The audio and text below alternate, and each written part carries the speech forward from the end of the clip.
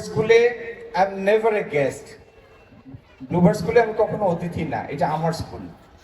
আজকে পিঠা উৎসবটা ব্লুবার্ড স্কুলে হচ্ছে শুনে মনের আনন্দে ছুটে এসেছি।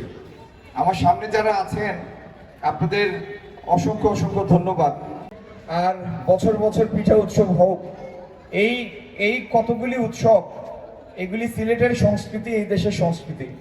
যদি আল্লাহ তৌফিক দেয় আমরা রাষ্ট্র পরিচালনার সুযোগ পাই, এই সিলেটের সাংস্কৃতিক বিকাশের জন্য আমাদের কতগুলি সুনির্দিষ্ট পরিকল্পনা আছে। আমাদের যে কজন মরমী সাধক বাউল শিল্পী, আমাদের ইচ্ছা হলো শুধু হাসান রাজা না, আরো যে কজন আছেন তাদের প্রত্যেকের জন্মবার্ষিকীর সময়টিতে অন্তত সপ্তাহব্যাপী ওই বিষয়ের উপর গানের আয়োজন করা, আলোচনা অনুষ্ঠানের আয়োজন করা, যেটাতে আমরা পৃথিবীর অন্যান্য দেশের বাঙালি প্রবাসীদের, বাংলাদেশি প্রবাসীদের ডাকতে পারবো। সিলেটকে আমরা বাংলাদেশের মধ্যে সংস্কৃতি চর্চার সব থেকে উর্বরতম ক্ষেত্র হিসেবে প্রতিষ্ঠিত করতে চাই। আপনারা সব ভালো থাকুন, সুস্থ থাকুন, ধন্যবাদ।